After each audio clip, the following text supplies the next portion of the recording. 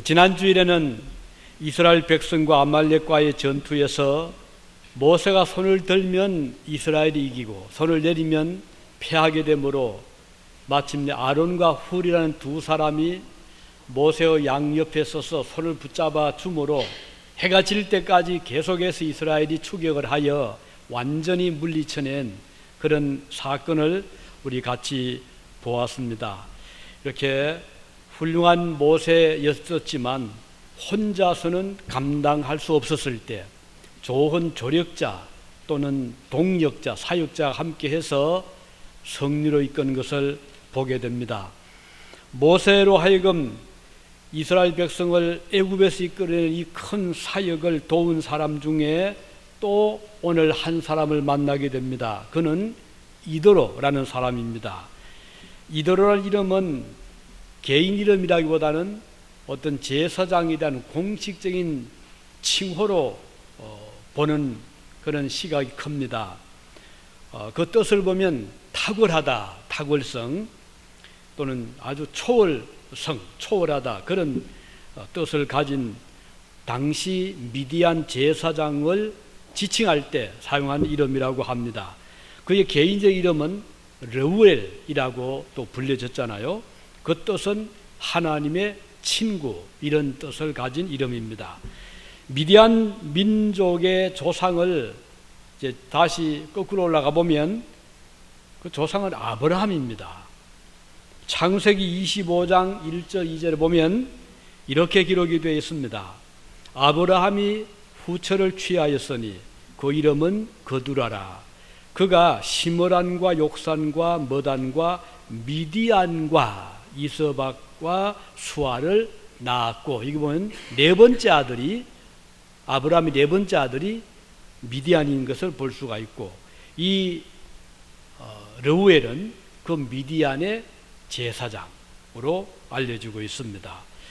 이제 이렇게 볼 때 미디안이라고 하는 그 한 종족은 결국은 올라가면 아브라함의 그런 자손임을 알 수가 있고, 그들은 주로 아라비아 반도를 중심에서 유목 생활을 했던 민족으로 알려지고 있습니다.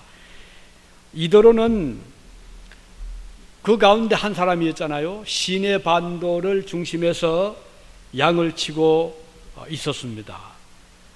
그리고 그는 그 한 가게에서 제사장의 역할을 또 하고 있었죠. 그 이름 르우엘의 뜻이 말해주는 대로 그는 하나님을 가까이 하면서 살았던 그런 사람이기도 했습니다. 모세가 애굽에서 사람을 쳐 죽이고 발각이 돼서 도망을 갔잖아요.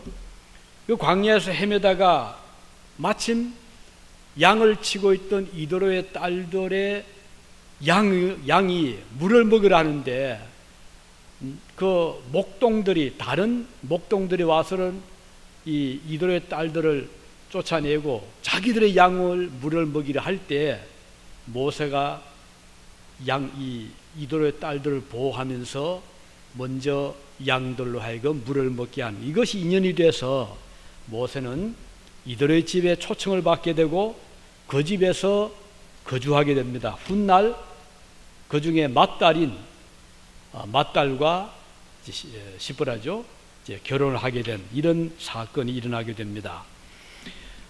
두 아들 얻었지요. 모세가 하나 이름은 게르솜, 맏아들입니다. 이 게르솜이란 뜻을 보면 내가 이방에서 객이 되었다, 그런 뜻을 가진 이름이었거든요. 모세 자신이 애굽에서 도망쳐 나와서 정처 없이 광야 생활을 헤매던 그 생활을 기억을 하면서 이름을 지을 때 그런 뜻을 부여한 것 같습니다. 모세의 일생을 보면 과연 그의 삶은 나그네의 삶이었잖아요.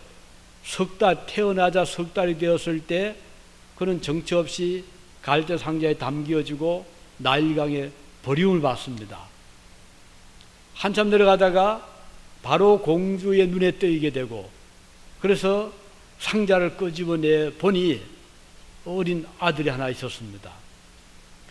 이 바로 공주는 자기 아들로 삼았잖아요. 그래서 종의 노예의 아들의 신분에서 왕자의 신분으로 바뀌는 그런 극적인 반전이 이때 있었고, 그러나 피는 속이지를 못했어요. 나중에 모세가 자기 동족이 애굽인에게 맞는 것을 보고 그만 애굽인을 쳐 죽입니다. 나중에 발각이 되잖아요. 그래서 도망을 쳐서 간 곳이 바로 미디안 광야였습니다. 이렇게 그 일생을 돌이켜보면 파란만장한 자신의 삶을 맏아들의 이름을 지으면서 게르솜이라는 이름을 지어주었던 것입니다. 그는 이렇게 나그네 삶을 살면서도 어느 한순간도 하나님에 대한 믿음을 잃지는 않았습니다. 왜냐하면 하나님의 도우심을 절대로 필요하다고 그는 알고 있었기 때문입니다. 그가 그 뒤에 둘째 아들을 얻었을 때 이번에는 이름을 엘리에셀이라고 지었는데, 그 의미를 보면 내 아버지의 하나님이 나를 도우사 바로의 칼에서 구원하셨도다, 그런 뜻을 가진 이름이 엘리에셀입니다. 그 아들의 이름대로 하나님께서는 모세 자신을, 그 백성을 바로의 손에서 건져내시고 구원해 주셨잖아요. 모세가 호렙산에서 이스라엘 백성을 애굽에서 건져내라는 소명을 받은 후에 애굽으로 떠날 때 처음에는 가족을 데리고 왔거든요. 아들도 데리고 가고. 근데 나중에 이제 할례 문제가 이제 터지면서 그 아내가 모세를 향해서 좀 거친 말을 하건 그런 사건이 있었고, 그래서 모세 생각에는 가족을 데리고 갔다가는 앞으로 이 구원 사역에 상당한 지장이 있겠다, 이렇게 판단을 하고 아내와 두 아들을 다시 친정으로 이도로의 집으로 돌려보냈습니다. 그리고 이제 모세는 아론과 함께 그 백성 이스라엘을 건지는 일에 총력을 기울이게 됩니다. 그리고 세월이 꽤 흘렀죠. 바로는 계속 버티다가 결국은 이제 10가지 재앙이 이제 끝난 다음에 이스라엘 백성을 마침내 돌려보내잖아요. 그 기간이 얼마인지는 정확한 성경 기록이 없기 때문에, 그러나 그렇게 긴 시간이 아니었던 것 같았어요. 이렇게 해서 이제 모세가 백성을 이끌고 이제 바로에서 손에서 나오고, 그 다음 홍해 바다를 건너고, 그 다음은 이제 이 전쟁에서, 아말렉과 전쟁에서 승리한 바로 그때 장인 이드로가 그의 딸 모세 아내와 두 아들 게르솜과 엘리에셀을 데리고 찾아온 겁니다.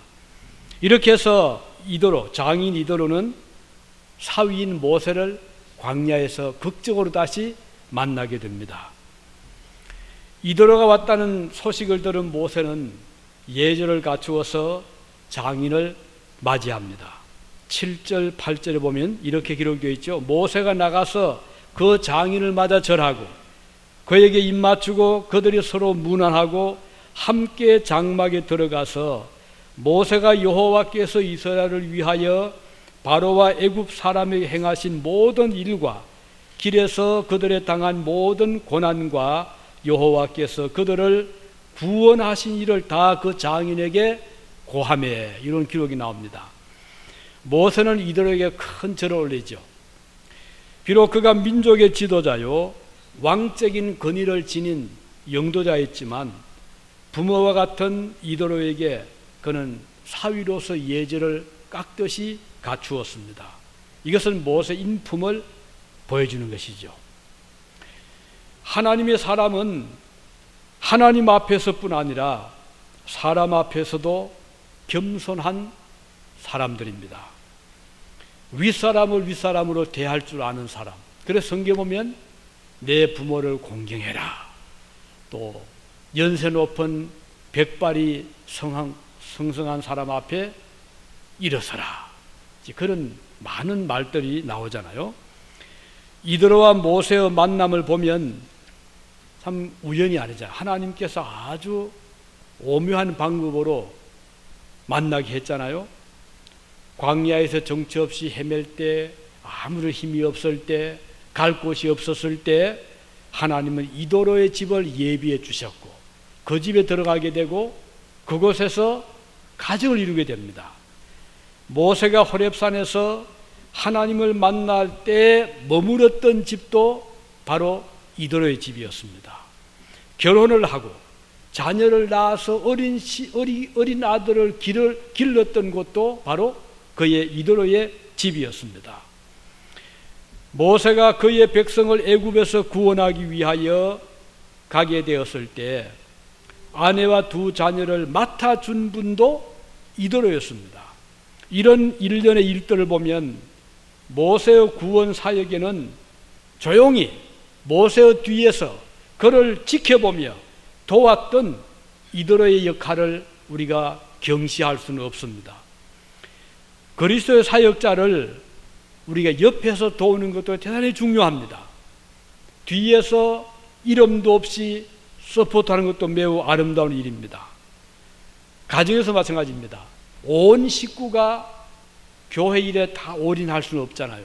왜냐하면 가정이가 일도 해야 되고 사업도 해야 되고 또 주부로서 가정에서 살림도 살아야 되고, 이럴 때 가족 간에 서로 협력을 하면서 교회 일에 힘쓸 수 있도록 도우는 것은 대단히 소중한 일인 것입니다.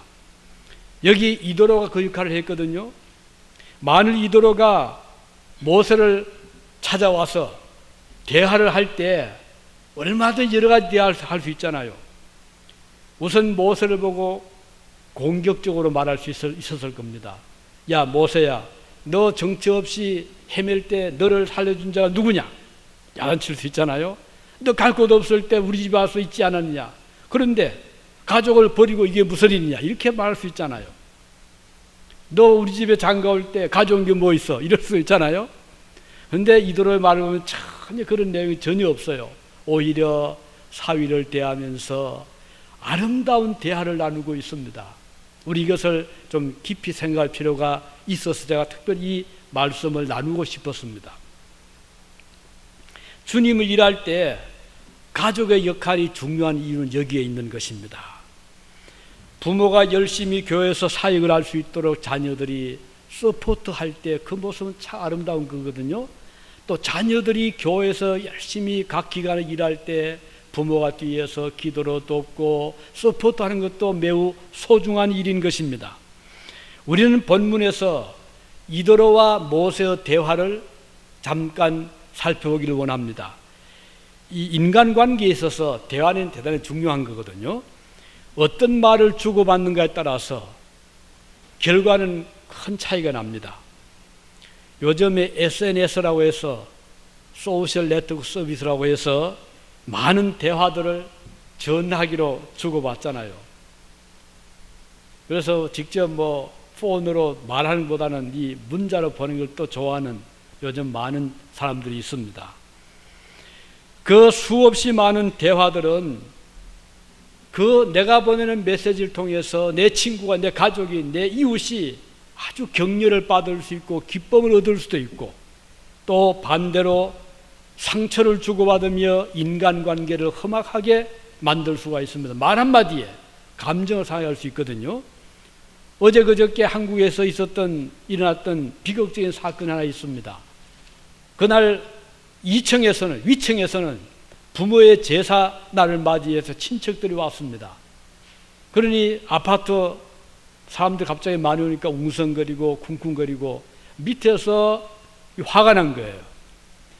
그러면 그렇잖아요. 제사니까 무슨 행사에 있으니까 그렇구나 이렇게 이해할 수도 있지만 밑에 사람은 평소에 감정이 안 좋았던 것 같아요. 또 저렇게 쿵쿵거리네, 또 저 시끄럽게 하네. 올라가서는 치고받고 싸우다가 위층에 50대 가정을 죽여버렸어요. 이게 어제 그저께 사건입니다. 보세요.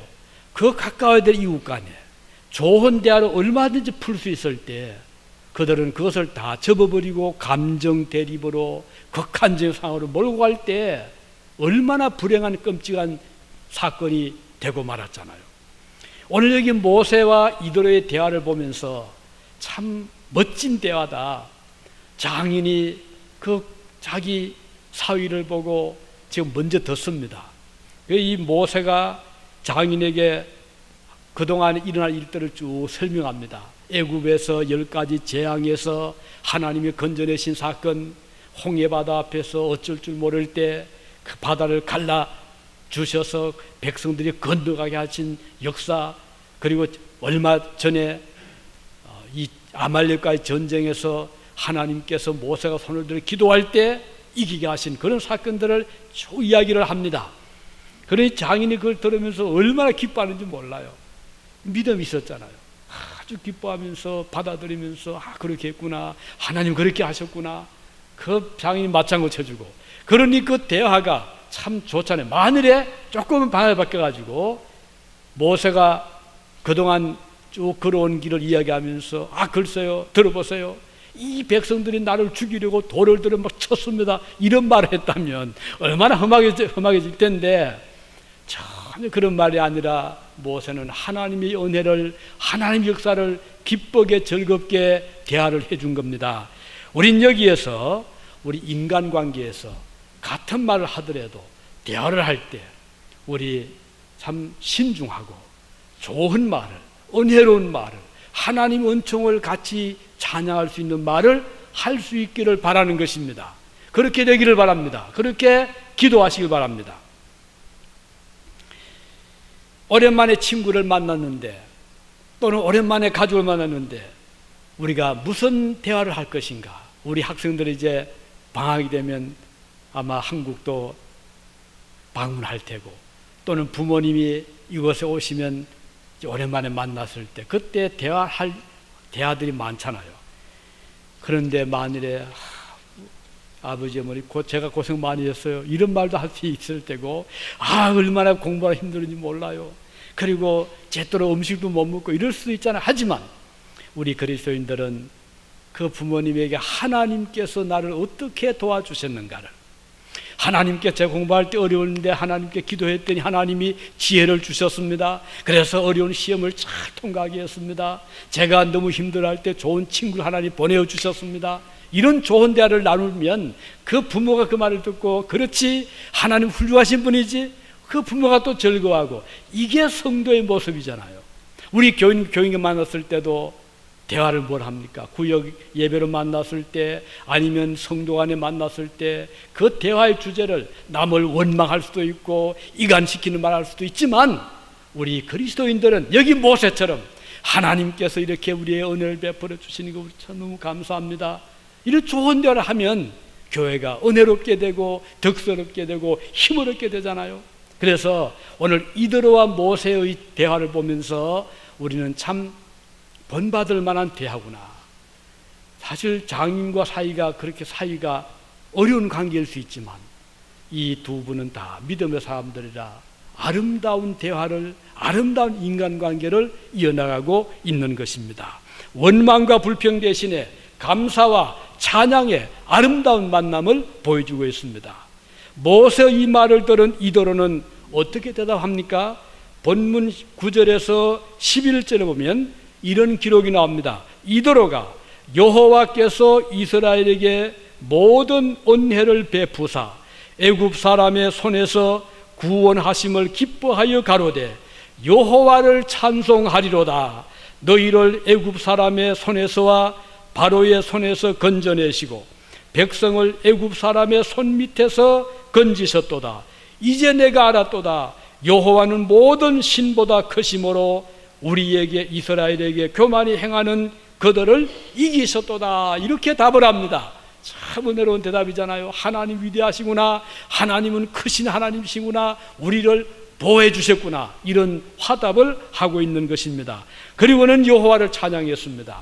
그 찬양의 내용을 보면 하나님께서 이스라엘 백성을 애굽 사람의 손에서 건져내셨다는 것을 노래한 것입니다. 즉 하나님의 구원하심을 찬양하고 있습니다. 이런 대화야말로 세상에서 가장 아름답고 가치 있는 대화입니다. 성도는 대화 중에서도 하나님을 찬양할 수 있어야 됩니다. 이것을 바울은 입술에 뭐라고 했죠? 열매라고 했습니다. 모세와 이드로가 불평을 서로 한다고 하면 왜 불평거리가 없겠어요? 가령 장인이 아까 말씀드린 대로 사위를 보고 너 이럴 수가 있느냐, 너 처자식을 네가 보살펴야 되고 책임을 져야 되지, 나에게 맡겨놓고 이게 무슨 일이야, 이렇게 할 수 있잖아요. 근데 전혀 그런 게 아니잖아요. 하나님께 그렇게 하셨구나, 하나님 위대하신 분이구나, 이런 대화를 지금 하고 있는 것입니다. 그래서 모세는 모세대로 하나님을 찬양하고, 또 이더러더러 그 말을 듣고 하나님께 또 영광을 돌려드리고, 이것은 바로 성도의 인간관계에서 정말 소중한, 배울 만한 관계로 볼 수 있습니다. 다음 또 한 가지, 자, 이 일 있은 다음에 모세와 이더는 어떤 일을 했습니까? 오랜만에 만났잖아요. 가족도 만났잖아요. 12절에 보면 이런 기록이 나옵니다. 모세의 장인 이더로가 번제물과 희생을 하나님께 가져오며 아론과 이스라엘 모든 장로가 와서 모세의 장인과 함께 하나님 앞에서 떡을 먹으니라. 자, 하나는 이더로가 번제물을 가져왔습니다. 양이겠죠? 양을 가져와서 잡아서 하나님께 제사를 드립니다. 혼자가 아니라 모세가 동참하고 형 아론이 동참하고 이스라엘 장로들이 동참하고, 그래서 그 자리가 제사를 드린 자리가 된 것입니다. 참으로 오랜만에 만나서 하나님께 예배드리고 제물을 드리는 일, 정말 멋지잖아요. 제사는 하나님의 백성이 할 수 있는 최상의 사역입니다. 믿음의 사람들은 언제나 그래서 예배를 제일 우선적으로 앞에 두었습니다. 가령 오랜만에 가족들을 만났을 때 하나님 앞에 무릎 꿇고 기도하고 하나님께 찬양하고 말씀을 나누는 그 가정은 참 복된 가정입니다. 아브라함이 가는 곳마다 제일 먼저 어떤 일을 했죠? 그는 제일 먼저, 그 당시에 뭐 성전도 없었으니까 나무 밑에서, 상수리 나무 밑에서 돌을 이렇게 세워놓고 제사를 드렸습니다. 제사는 하나님을 공경하는 일이잖아요. 하나님을 바르게 대접하는 일입니다. 제사를 통하여 성도는 하나님을 만납니다. 용서함을 받습니다. 구원의 축복을 받습니다. 참으로 오랜만에 가족을 만난 이더로나 모세에게 그동안 만나서 할 일이 얼마나 많겠어요. 자, 우리 오랜만에 왔으니까 우리 저 높은 산에 같이 올라갑시다. 등산도 할 수 있고, 우리 사냥 갑시다. 사냥도 할 수 있고, 우리 관광합시다. 관광할 수 있잖아요. 그런데 그들은 제일 먼저 하나님 앞에 제물을 놓고 제사를 지냈다. 이게 참 귀한 일이죠. 가끔 우리 교우들도 오랜만에 친구도 오잖아요. 가족도 올 때 그분들을 모시고 먼저 어디로 가고 싶습니까? 아, 여기 멋진 저 크레이터 레이크 있다, 바닷가 있다, 어디 있다 할 수 있겠죠?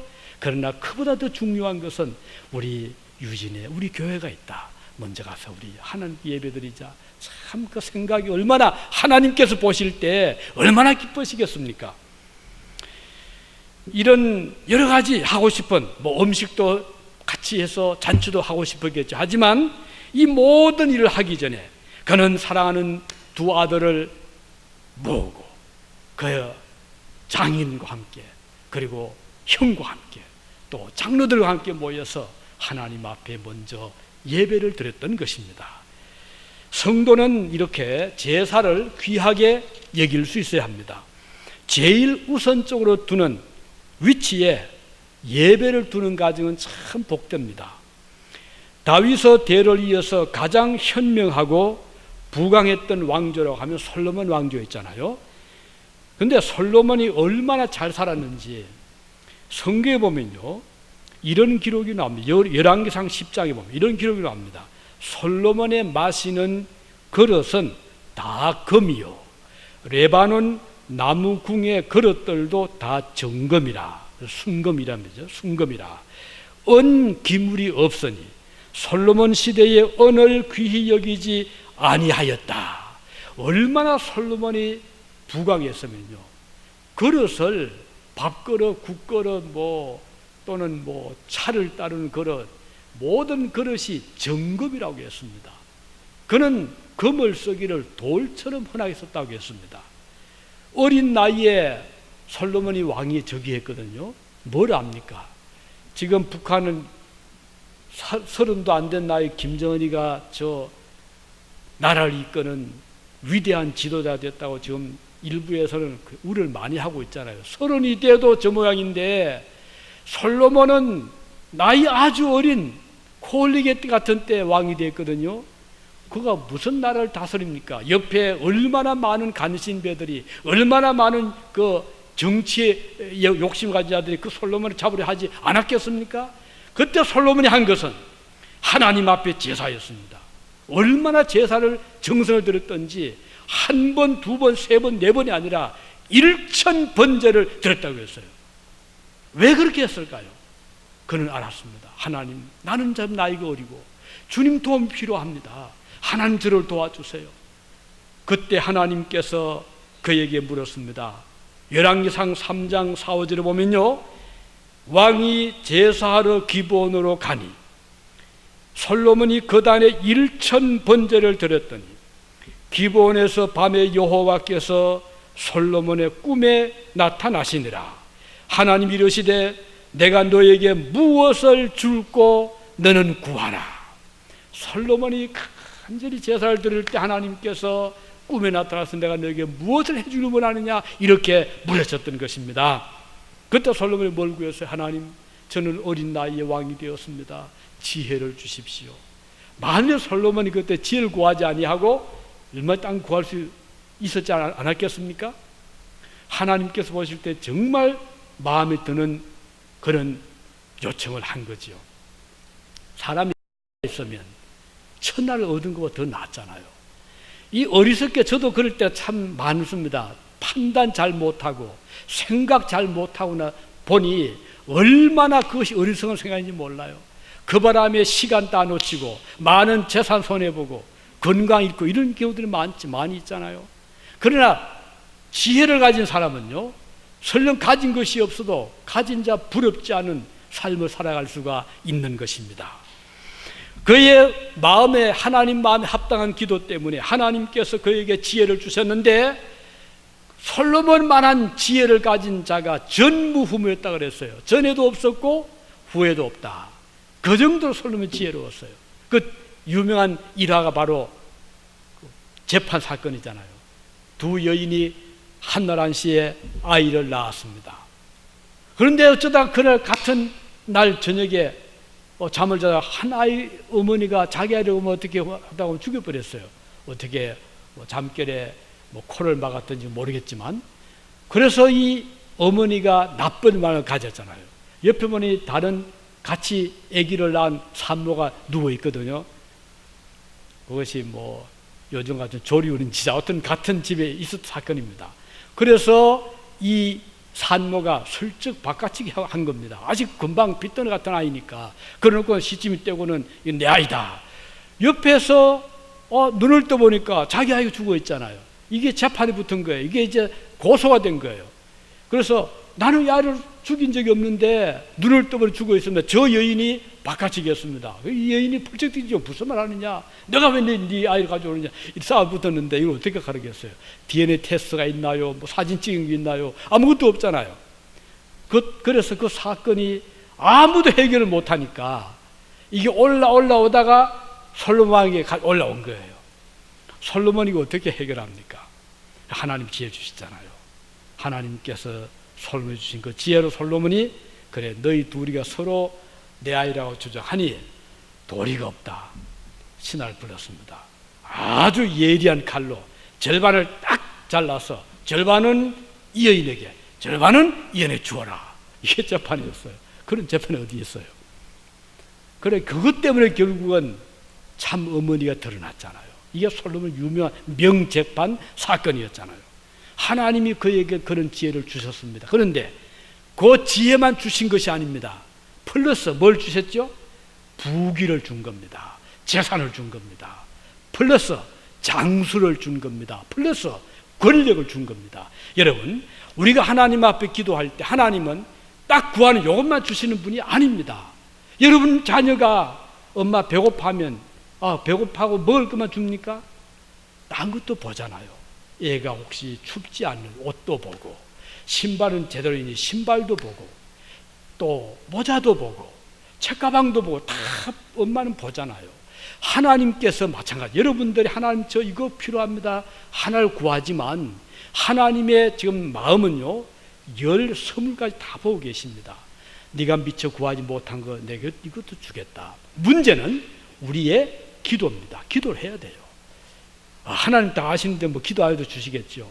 물론 주실 수 있는 분이시지만 하나님께서 우리의 요구하시는 것이 기도거든요. 그럼 우리 기도해야 돼요. 하나님, 우리가 기도할 때 하나님을 깨우는 거 마찬가지 역할을 하는 거거든요. 기도하는 사람의 기도하지 않는 사람의 원함, 하나님 어떤 걸 들으시겠어요? 당연히 기도하는 자의 기도를 들으시잖아요. 그래서 오늘 여기 하나님 앞에 제사, 솔로몬이 그 복을 받은 것은 예배였다. 그럼 오늘 우리가 예배를, 물론 말 그대로 주일 예배 잘 지켜야 됩니다. 주일을 잘 지켜야 됩니다. 이게 기본입니다. 이건 베이직입니다. 여기에 플러스 바울은 뭐라고 했는가 하니 너희 몸으로 산 제사를 드려라 그랬어요. 이건 무슨 말인가요? 하나님 앞에 예배는요, 한 시간 저기 모여서 찬양하고 기도하고 이것으로 끝나는 게 아닙니다. 우리 그리스도인들은 산 제사를 드려야 되는데 그것은 너희 몸으로 하나님 앞에 헌신해라. 너희 마음으로 주님 앞에 드려라. 호울맨, 전인을 주님 앞에 드려라. 이것이 진정한 제사라는 겁니다. 로마서 12장 1절에 보면 그러므로 형제들아 내가 하나님의 모든 자비하심으로 너희를 권하노니 너희 몸을 하나님이 기뻐하시는 거룩한 산 제사로 드리라. 이는 너희의 드릴 영적인 예배니라. 영적인 예배가 뭐라고요? 너희 몸을 하나님 앞에 드리는 겁니다. 바울은 다시 말했습니다. 로마서 6장 13절에 보면 너희 지체를 불의여 병기로 죄에게 드리지 말고 오직 너희 자신을 죽은 자 가운데서 다시 산 자같이 하나님께 드리고 너희 지체를 의의 병기로 하나님께 드리라. 의의 병기는 의를 위한 무기라 이 말입니다. 우리의 몸은 무기가 되어야 됩니다. 어떤 무기? 의를 위해 싸우는 무기, 불의와 싸우는 무기가 되어야 된다 이 말입니다. 이 말은 성도는 그 몸을 의로운 일을 위하여, 즉 선한 일을 위하여 사용하는 도구가 툴이 되라 이 말씀입니다. 선한 사마리아인 이야기 아시죠? 강도하는 사람이 쓰러져 있습니다. 그런데 그 옆을 지나갑니다. 제사장은 보고 아이고 나까지 저러들라 도망갔습니다. 레위인도 도망갔습니다. 그런데 사마리아 사람은 그것을 보자 나귀에서 내려서 자기 나귀에다가 그 강도한 사람을 억지로 태우고 주막까지 데리고 가서 그곳에 따뜻이 눕히고 대접을 하고 그리고 주막 주인에게 부탁했죠. 내가 돌아올 때까지 이분을 좀 잘 살펴주세요. 혹시 부비가 더 들면 제가 그것을 제가 드리겠습니다. 이렇게 해서 선한 사마리아인을 주님은 참 이웃이라고 했습니다. 그가 진정한 사랑을 베푸는 자라고 했습니다. 오늘 우리 성도들은 하나님 앞에 몸을 드리는 성도가 되어야 됩니다. 그런데 우린 종종 그러잖아요. 남에게 다 미루잖아요. 아이고 뭐 우리 교인들은 많은데 뭐. 그래서 요즘 교인들이 교회를 택할 때 교인들이 많은 것을 많이 택한대요. 이유 중에 하나가 섞여서 들어가서는 모르니까 미국 교회 많이 택하잖아요. 시카고의 그 가장 큰 교회 윌로 크릭이라는 교회가 있잖아요. 그 교회 목사님 한 분은 한국 목회자들 앞에 와서 이야기를 하는데 여러분 한국의 목회자들이요. 제발 한국 교인들 좀 데려가시오. 자기 한국 교인들이 장로가 800명이 그렇답니다. 자기 교회에. 이분들이 교회에서 뭘 하느냐? 아무것도 안 한다는 거예요. 그냥 묻혀 있다는 거예요. 제발 좀 데려가라고 그런 이야기를 실제로 한 분이 이야기를 하더라고요. 왜 그렇게 합니까? 왜 미국에 가서 섞여가지고 숨어 있습니까? 주님 앞에 설 때 뭐라고 하시겠습니까? 우린 주님 앞에 부름받을 때 주님이 그냥 불러준 게 아니잖아요. 주님을 일꾼 삼기 위해 불러주신 거예요. 그러면 내 몸을 의의 병기로 드리자고요. 뭐 내가 안 해도 우리 교인도 많은데 그렇게 생각하지 마시고 내가 하는데 누군가도 하는데 그렇게 생각하지 마시고 이것은 내가 할 일이다. 이것은 나의 사명이다. 이걸 주님이 기뻐하지. 나는 계속 빠지고 내가 하는 누구 할 텐데 물론 하게 하죠. 하나님은 당신의 일을 멈추지 않습니다. 그러나 그 일을 감당하지 못하도록 감당할 수 없는 자라면 이건 참 슬픈 일이잖아요. 그래서 오늘 우리는 주님 앞에 제사 드리는 것, 예배도 참 중요하게 되고 진정한 제사는 내 몸을 하나님 앞에 드리는 것이다. 그리고 이제 마지막 오늘 본문에서 이도로는 모세에게 제안을 합니다. 가만히 보니까 모세가요 아침부터 밤까지 앉아가지고 재판하는데 정신이 없는 거예요. 사람들이 많이 살다 보니까 온갖 사건이 터지잖아요. 그러면 전부 모세에게 와가지고 재판해 주시오. 이거 판단해 주시오. 그러니 모세는 다른 일을 못 하는 거예요. 그 일 때문에. 그래서 이도로가 그걸 보다가 모세에게 제안했죠. 여보게, 이러지 말고 백성 중에 덕망이 있고 지혜롭고 존경받는 사람들을 택해서 1000부장도 세우고 100부장도 세우고 10부장도 세워서 그들로 하여금 먼저 재판을 하도록 하게. 그리고 그들이 재판하지 못하는 사건이 있을 때 자네가 하게. 이렇게 제안한 겁니다. 들어보니까 일리가 있죠. 그래서 모세는 각 지파별로 그 지파 중에서 덕망이 있고 지혜롭고 존경하는 사람들을 이제 선택을 해가지고 100부장 또 1000부장 10부장 세워가지고는 그들로 하여금 먼저 재판하게 했어요. 그러니까 모세가 시간이 있잖아요. 그 시간 가지고 모세는 백성들의 율법도 가르치고 자기 일을 할 수 있었던 거예요. 오늘 우리가 내 일을 못하면 내 대신 누구 딴 사람이 하잖아요. 그러면 얼마나 지장이 많은지 모릅니다. 여러분 가정이 그렇잖아요. 가장이 할 일, 가장이 열심히 일해서 돈도 벌고 해야 가족들이 사는데 그 일을 못하면 누군가 해야 되잖아요. 자식이 해야 될 수가 있고 부인이 해야 될 수가 있는데 얼마나 힘들잖아요. 또 살림을 할 또 그 부인들이 있잖아요. 살면은 온 식구가 행복되잖아요. 그런데 부인이 만날 밖으로 나가 놀면 어떻게 되겠어요? 교회도 마찬가지입니다. 각 부서가 있고 각 맡은, 그래서 하나님께서 직분을 주신 것인데 이런만 집사, 이런만 목사, 이런만 장로 돼가지고 어떻게 하시겠어요? 이게 아니잖아요. 주님이 직분 주시거든 두려워 떠는 마음으로 그 직분을 감당하시기 바랍니다. 그래서 오늘 이도로가 제안을 했을 때 모세가 잘 억셉다 하고 이게 서로 좋은 아이디어를 교환하고 좋은 의논을 해서 그래서 이스라엘 백성이 잘 은혜롭게 갈 수 있도록 한 것입니다. 오늘 저 여러분도 때때로 한 사람이 일을 다 못하잖아요. 한 사람 생각이 좁을 수가 있어요. 한 사람의 브레인보다 10사람 브레인 훨씬 낫잖아요. 그러면 브레인들을 서로 교환해가면서 내 생각이 이렇다, 나 이렇게 생각한다, 그거 참 좋겠다. 그래서 존중해주면서 그 좋은 제안을 받아줄 수 있기를 바라는 것입니다. 하나님께서 계속 기뻐하십니다.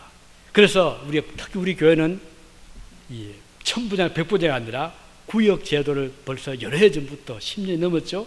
우리가 활용하고 있습니다.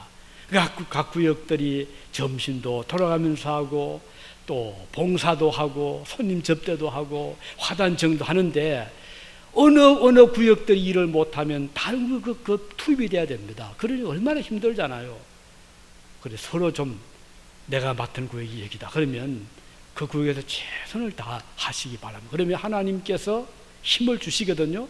또 필요할 때 일꾼을 주시는 겁니다. 하나님 도와주시거든요. 너무 인간적으로 우리 구역 사람부터 이렇게 생각하지 마시고 하나님 도와주세요. 기도하시기 바랍니다. 그러면 주님께서 그 구역에 필요한 일꾼을 왜 안 주십니까? 인간적으로 생각하면 구역 때문에 굉장히 시험이 들 수가 있어요. 왜 우리가 수가 적습니까?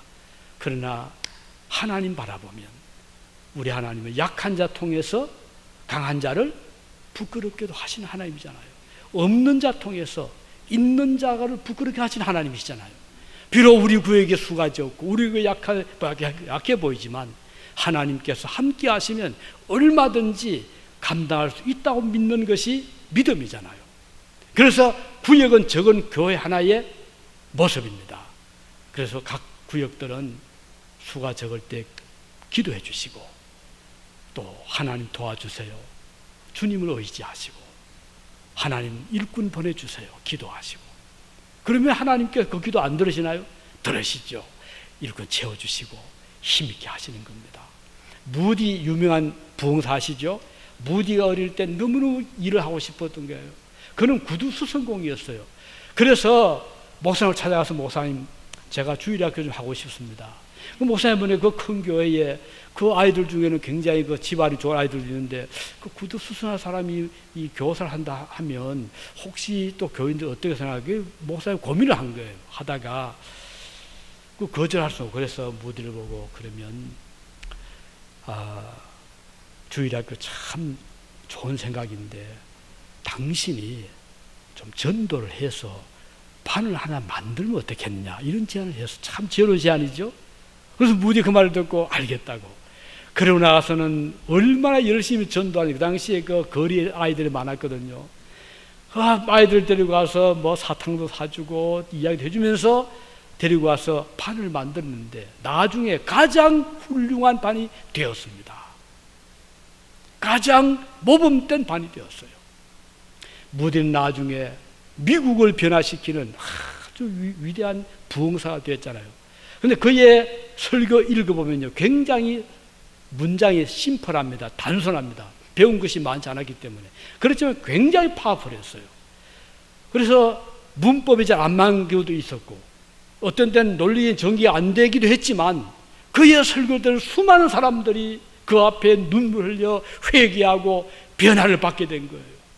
이게 하나님의 역사잖아요. 오늘 저와 여러분들이 때로는 부족한 것이 많이 있더라도 우리 구역이 좀 약하더라도 내 자신이 부족하더라도 하나님 의지하시면 주님이 힘을 대주시고 놀라운 역사를 베풀어 주실 것입니다. 기도하시겠습니다.